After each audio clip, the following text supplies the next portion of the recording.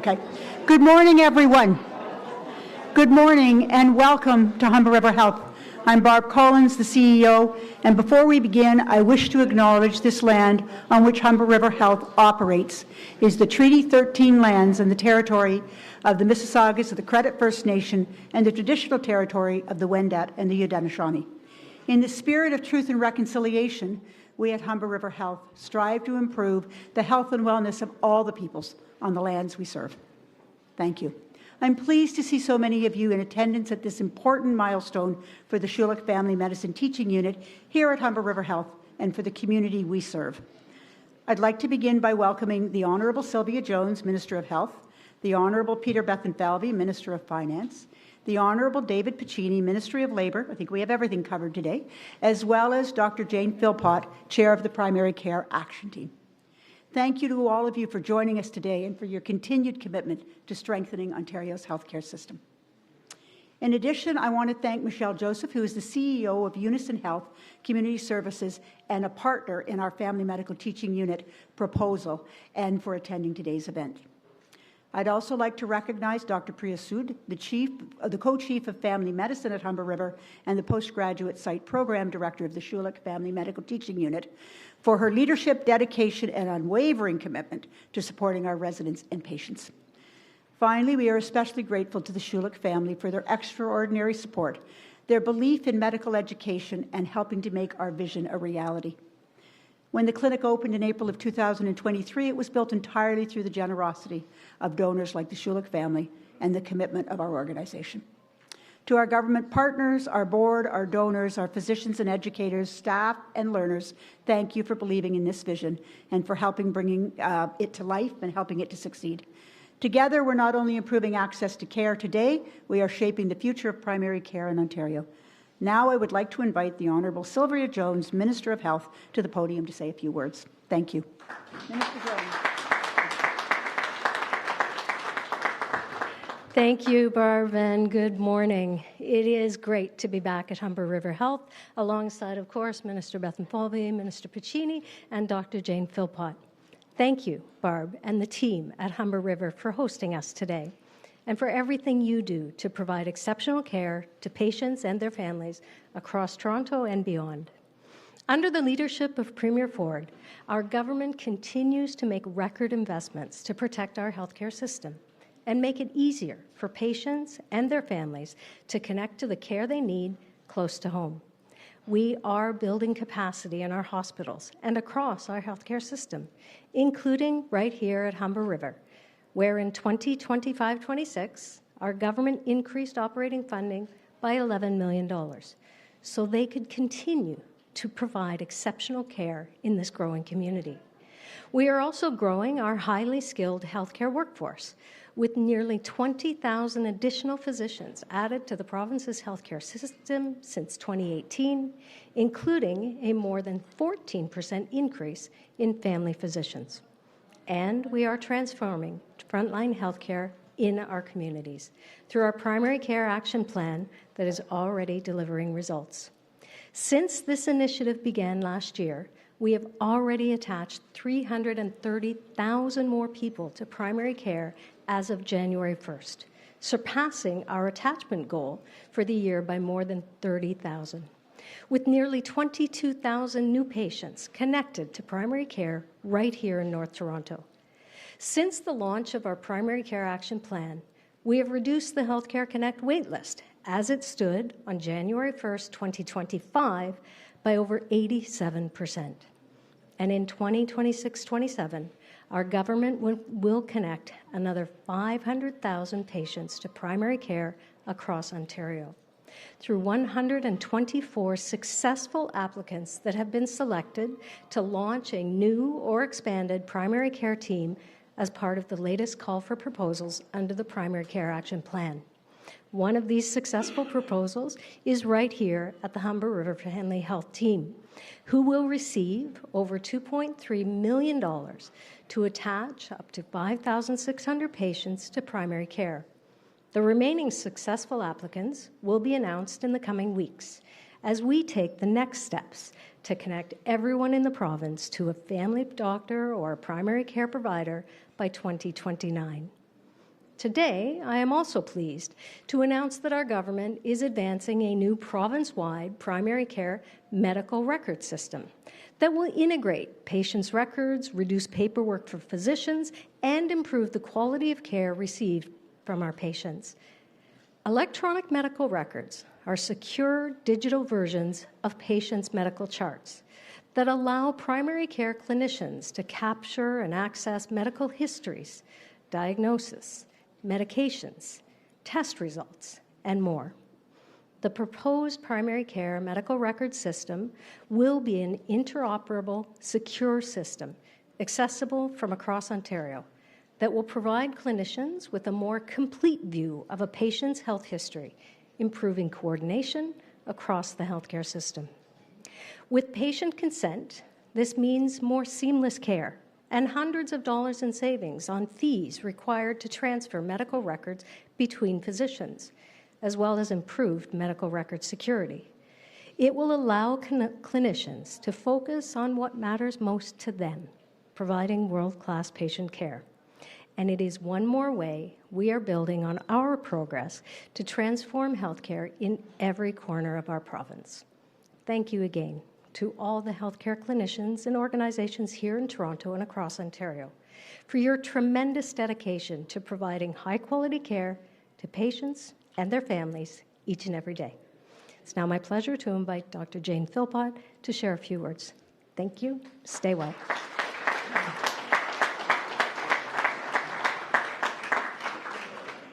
Thank you, Minister Jones, and good morning to everyone. It is truly wonderful to be here at Humber River Health for this exciting announcement. As a family doctor myself, I have seen firsthand how frustrating it can be for patients when their medical information that's been collected over a lifetime in their family medicine chart isn't easily accessible in the rest of the health system when it's needed most. For example, if a patient ends up in the emergency department and their medical history isn't readily available, it can create real challenges. Patients want and deserve for everyone in their circle of care to have a comprehensive view of their health information, their allergies, their medications, their vaccinations, test results, no matter where they were done. When that information is missing, it can not only lead to safety risks, but it can also lead to unnecessary repeat tests and delays in care. As a family physician, it's frustrating and simply not fair to patients, their loved ones, or their caregivers. I also know how difficult it is for family doctors to manage IT systems and keep the electronic medical records up to date with all the latest digital tools. That administrative burden takes time away from doing what matters most, caring for patients. So I am genuinely thrilled to see the steps this government is taking to procure a province-wide interoperable electronic medical record system for primary care, what we are calling the Primary Care Medical Record System. It will support and benefit patients. It will give clinicians the tools they need to deliver more coordinated and patient-centered care. It will reduce administrative burden, and ultimately, it will improve people's health outcomes. And I'm equally excited that we are taking the next steps to fund even more new and expanded primary care teams through the 26-27 call for proposals. As the Minister Jones said, in the coming weeks, 124 proposals will be notified that they will be funded. And in the months ahead, primary care teams, like the ones right here, Unison Health and Community Services, working with the Family Medicine Teaching Unit, will attach thousands of patients in their community, and thousands more will be attached across the province to ongoing primary care. Together with the government's historic investment in the Primary Care Action Plan as part of Budget 2026, we are making tangible progress in connecting every person in the province to primary care. We are building a modern, connected primary care system, and most importantly, we are improving the health of the people of Ontario. Thank you very much, and I'll now hand things over to Minister Piccini. Thank you very much, Dr. Philpott. Good morning, everyone. It's a real pleasure to join you here today at Humber River Health alongside colleagues of mine. I want to really thank our hosts, our healthcare partners, and the dedicated family physicians, nurses, clinicians, healthcare professionals who support Ontario families each and every day. Today, we're here to make care simpler, faster, and more connected for people across our province. I'm proud to announce that the Workplace Safety and Insurance Board is supporting the Ministry of Health in building Ontario's new primary care medical record, a single, modern, electronic medical record for primary care. This is an important step forward in Ontario's primary care action plan and in ensuring people can access the care they need when they need it the most. Right now, primary care records are often spread across different systems that don't always connect, and I continue to hear that from clinicians and injured workers alike. Too often, that means patients have to repeat their medical history, tests can be duplicated, and important information can be delayed or lost between providers. It's not fair to the healthcare professionals or to the injured workers in their time of need. Ontario's new primary care medical record will help change that. For the first time, our government is building a seamless, interoperable, province-wide medical record that can follow a patient through their life. With patients' consent, family physicians, specialists, and other care providers will be able to work from the same up-to-date information. This means quicker referrals, fewer delays, and safer, stronger care in every corner of this province. And it means less time spent chasing information and more time focused on patients. It means doctors and clinicians can spend more time doing what they are trained to do, caring for patients. And it means patients will experience a healthcare system that is more modern, more connected, and easier to navigate. For the WSIB, this partnership is especially crucial. Evidence shows that people with access to a family physician are off work an average of 70 days compared to 92 days for those without access. That's a 23% improvement that reflects healthier outcomes and stronger support for families. Better connected information means stronger communication between clinicians and occupational health partners, fewer gaps in care, and better outcomes for workers and their families. And it also means a faster path back to health, back to stability, and the ability to return to work to drive productivity in our province. I want to especially thank, again, the healthcare workers who are here today, the remarkable team at WSIB and the workers there who work alongside injured workers to get them back to work healthy. This investment is about building a stronger, more interconnected healthcare system, one that works better for patients, providers, workers, and families. It's a practical solution that will improve care, reduce delays, and help keep this province moving forward. And our government will continue to work to protect Ontario and to support the people who make it work. Thank you, and it's my honour to invite my colleague, Minister of Finance, Minister Peter Bethlenfalvy, to the podium.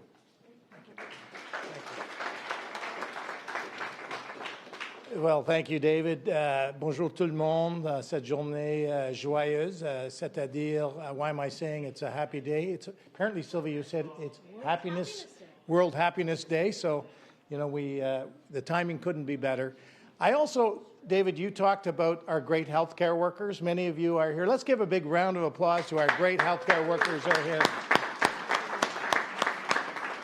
You know, this is what governments do. We fund you so that you can give the best care to the people of Ontario. That is what we are here for today. I especially want to thank as well my great colleagues, Minister Jones, the Deputy Premier of Ontario, as well as Minister of Health. So you get double the pay? No, the answer is no. I'm not paying her twice. I want to thank Minister Piccini as well as Dr. Philpott for your leadership.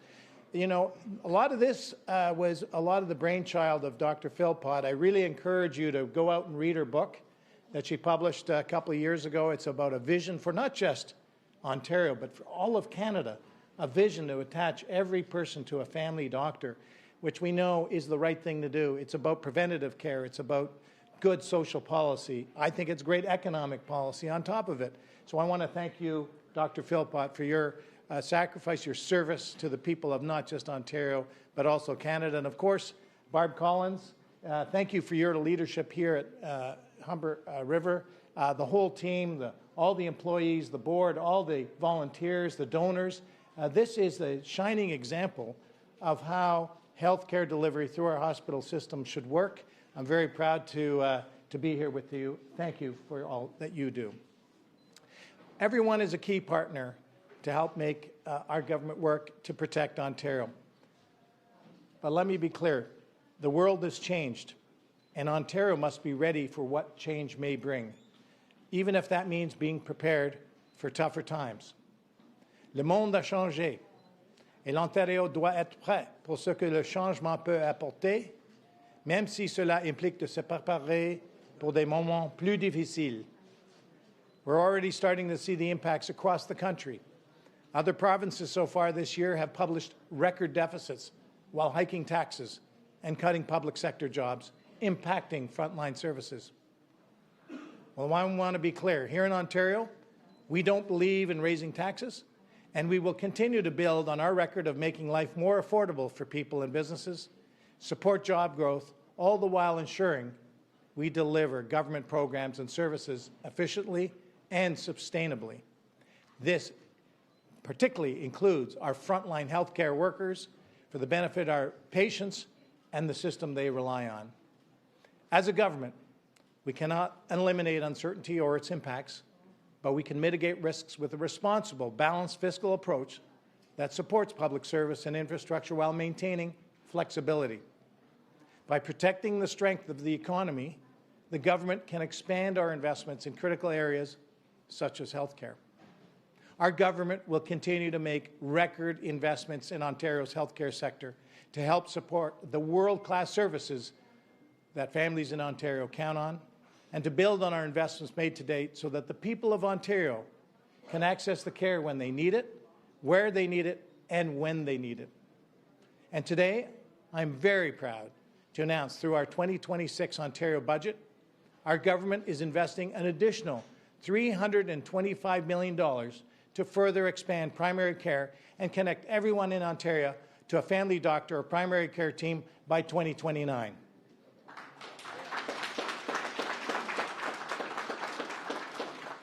Through the 2026 budget, our government is also increasing overall funding for the Primary Care Action Plan by more than $1 billion to a total of $3.4 billion between 2025 and 2029.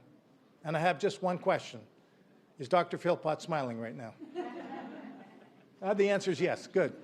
We will continue to support a care system that is comprehensive, convenient, and connected for every single person in Ontario to close the gap for people in need of primary care. We continue building, expanding, and upgrading hospitals and other health infrastructure to promote high-quality care, increase accountability, system efficiency, and improved access to life-saving treatments. And we continue strengthening home and community care so people can receive the right care in the right place.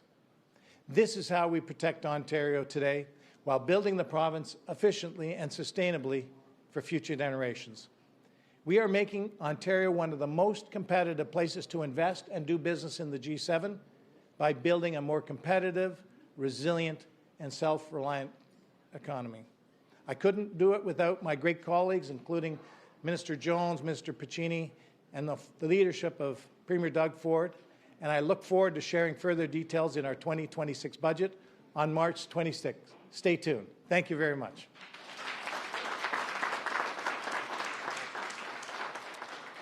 We will now begin to take questions from the media. Can all media present please line up behind me? As a reminder, the format is one question and one follow-up. Please state your name and your outlet before your question. Thank you. Hi, this question is for the Minister of Health, Tina Yazdani with City News. Minister, the Ontario Hospital Association has been crystal clear that there's a $1 billion shortfall in the sector. Why isn't that being accounted for in the upcoming budget? Well, I will leave it to Minister Bethlenfalvy on Thursday to announce the specific details of the budget. What I can tell you is we have been a very active partner with our hospital partners, including in the last 4 years alone, 4% increase for 4 years running. We've been there. We've also been there as a fiscally conservative government to make sure that they have a plan to balance their budgets. So with a 3-year plan to balance, we are working directly with hospitals to make sure that they are focusing on patient care and getting that job done, because we want that money to go to frontline patient care. Okay, my next question is for Minister Piccini. Minister, I want to ask for an update since the AG report last October. What tangible changes has the ministry made to ensure that the Skills Development Fund is being managed in a fair, transparent, and accountable way? Yeah, we've worked to implement all of the Auditor General's recommendations, which include enhanced risk monitoring tools, include better key performance outcomes, linking it to scoring and for future rounds, and we'll continue to implement those recommendations along with a number of other measures we've put in place, from, as I said, enhanced monitoring to audited financial statements and beyond. And we'll continue training workers. I mean, you heard from the Finance Minister, we've got to protect Ontario's workforce. We've got a dire need to make sure that we're driving productivity in this province, and we've got a fund to support workers in training. It's already helped 100,000 people out of poverty into jobs, as the Auditor General spoke about, including a number of healthcare workers. I was just yesterday with, or the day prior, with SEIU healthcare workers, home care workers.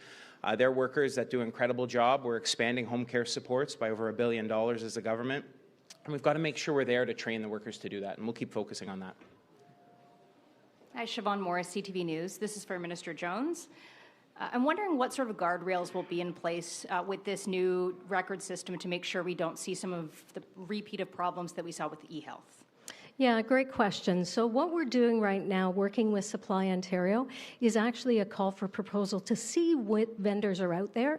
And again, as Dr. Philpott and I have both reinforced, the interoperability piece is really important. Look, we want to get rid of those cursed forms that you have to fill out every time you go to a different clinician. And so being able to do that, working with the Integrity Commissioner, of course, Information and Privacy Commissioner, obviously, to make sure that we have a system that can communicate regardless of where we are. So lab tests, hospitals, primary care providers, we need to make sure that all of those pieces together work, and that work will be ongoing with Supply Ontario. Thank you. Can you, sorry, I'll keep you at the mic if that's okay. Can you explain sort of the ballpark you're looking at in terms of cost for rollout and sort of what time frame that might happen over? We're not there yet, Siobhan. So what we're doing right now is literally doing a market sounding on who and which vendors are interested.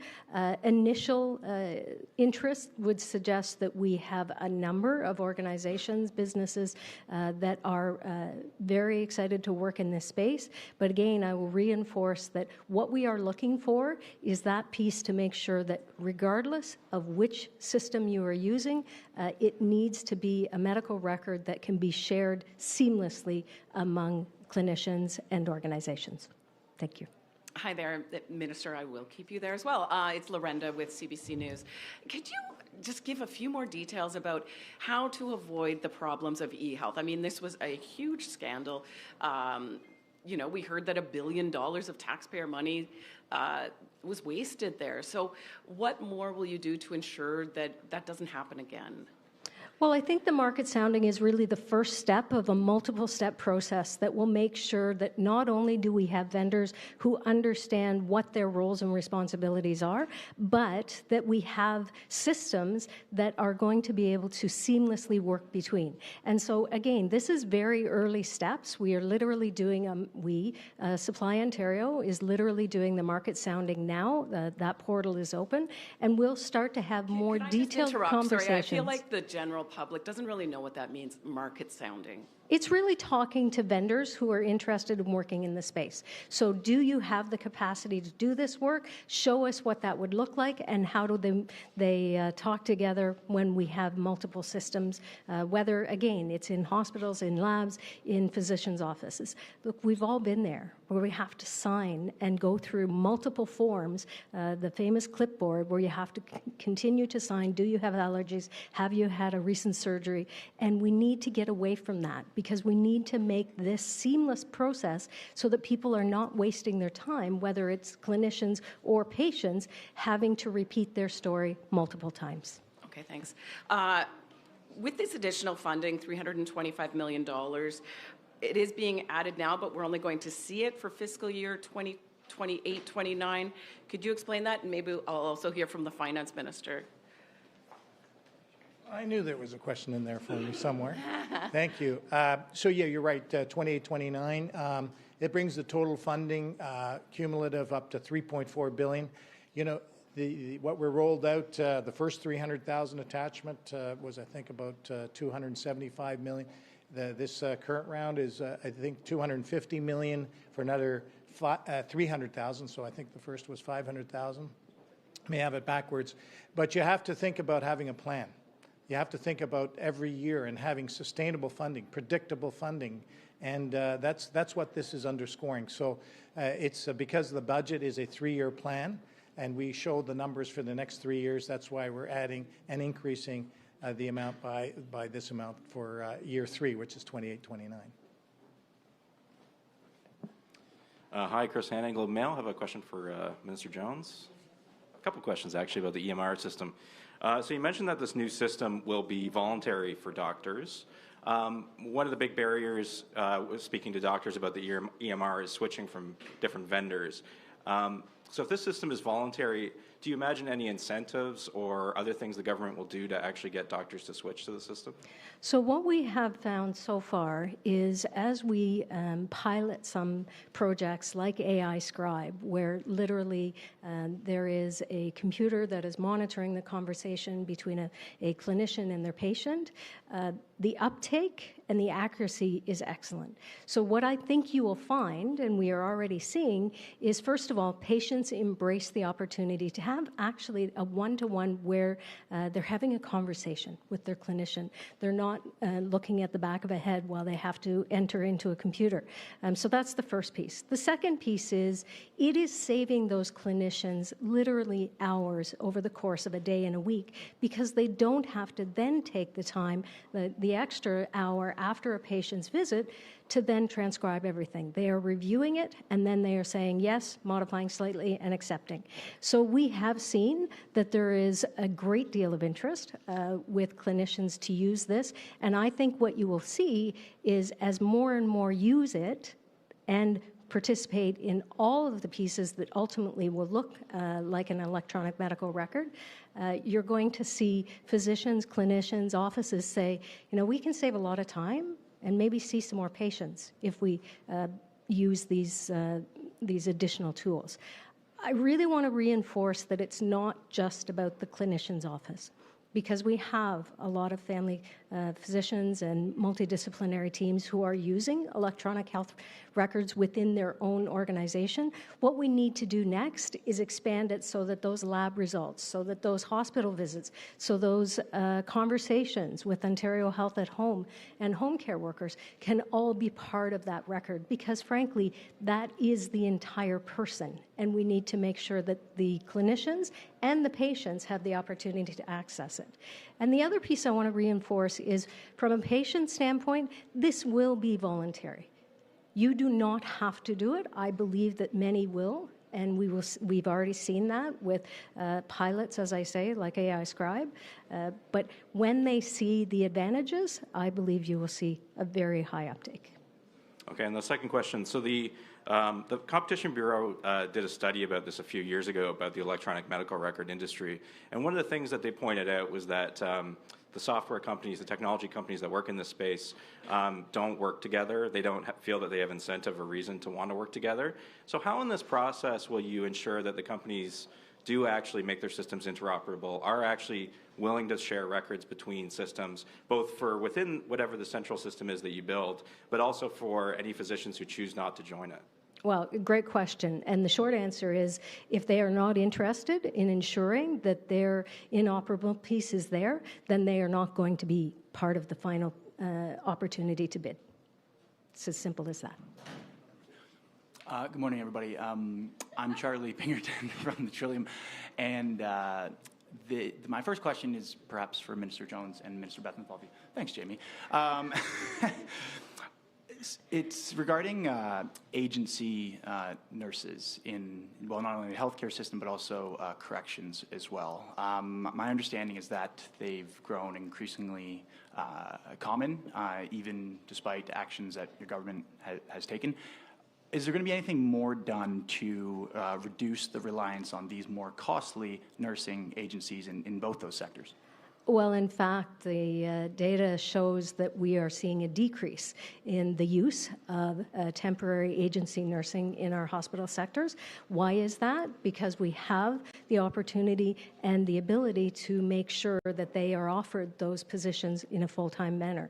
So we're actually seeing a decrease in the hospital sector, and the changes that we have made in the legislation to be able to monitor the use of agency or temporary staffing continues, and if we need to continue and move beyond that, we will. But as I say, we are actually seeing a decrease in their use.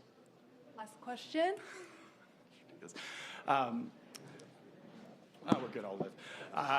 Thank you. This is VIP service here. My other question is for Minister Piccini. Minister, I'm just wondering if you have spoken with the Integrity Commissioner yet as part of their Members Integrity Act investigation, and whether you have any idea when the report on that will be coming out.